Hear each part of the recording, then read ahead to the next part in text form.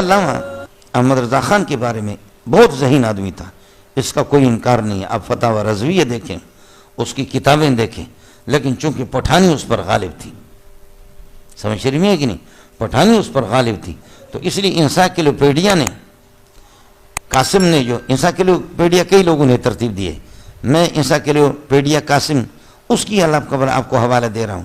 اس نے لکھا کہ کاش کہ یہ بندہ تکفیر بازی نہ کرتا تو اس جیسا کوئی بندہ نہیں تھا، اس میں کوئی شک نہیں ہے. ذہین انسان تھا، بالکل ذہین تھا، تفردات اپنی جگہ پر اس کے، لیکن وہ کوئی معمولی مولوی نہیں تھا. سمجھ رہی ہے کہ نہیں، بڑا ذہین آدمی تھا. اس کی کتابیں آپ در مختار پر اس نے جو لکھا ہے، سمجھے، اس کو آپ دیکھ لیں، جد الممتار اس کو آپ دیکھ لیں، فتاوی رضویہ کو دیکھیں.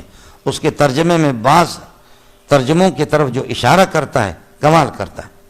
وَوَجَدَكَ ضَالًّا فَهَدَىٰ، ہم نے آپ کو حیران اور فریفت پایا اپنے عشق میں. واہ، ضلالت کا معنی گمراہی سے نہیں کیا جیسے کہ ہمارے کچھ حضرات نے کیا، گمراہی سے نہیں کیا، ضلالت کا معنی حیرت، اور حیرت کے معنی میں کر دیا، اور وہ ہوتا ہے. عربی کا ایک بہت مشہور قول ہے، الفضل ما شہد بہ الاعداء، فضیلت حقیقت میں وہ ہے کہ دشمن جس کی گواہی دے.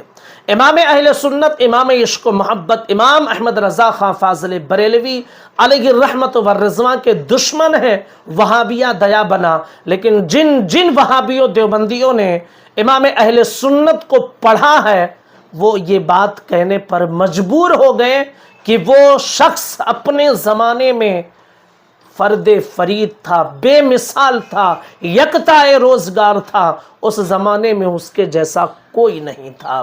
ابھی ایک دیوبندی عالم ہے جس کا نام منظور عالم مینگل ہے، انہوں نے کیا کہا، بہت بڑے عالم، کوئی معمولی انسان نہیں، بہت بڑے مولانا تھے، لیکن ساتھ میں تھوڑی سی ان کی عزت کو گھٹانے کے لیے کیا کہا کہ پٹھانی غالب تھی. اور پھر ایک ویکیپیڈیا کا حوالہ دے کر کہا کہ اگر وہ تکفیری چیزیں نہ کرتے تو بہت بڑے منصب پر ہوتے. جناب علی، پٹھانی ان پر غالب نہ تھی بلکہ عشق رسول ان پر غالب تھا. وہ جب بھی قلم اٹھاتے تھے نبی کی محبت میں ہی اٹھاتے تھے.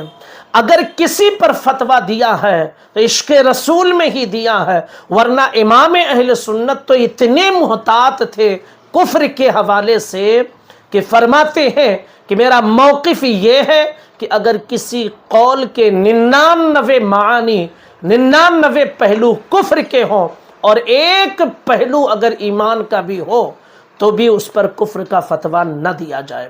اتنے محتاط عالم ربانی تھے امام اہل سنت، اور ان کو یہ کہنا کہ تکفیری ذہن رکھتے تھے یہ ان کی عزت کو گھٹانا ہے. لیکن پھر بعد میں انہوں نے یہ مان لیا کہ انہوں نے جو قرآن کا ترجمہ کیا ہے، کہا انہوں نے کہ ہمارے بہت سارے لوگوں نے جو کیا ان سے اچھا ہے. تو الفضل ما شہد بہ الاعداء، حقیقت میں فضیلت وہ ہے کہ دشمن بھی گواہی دے کہ ہاں یہ وہ شخص ہے جس کے اندر یہ کارنامہ ہے، جس نے یہ کر دکھایا ہے.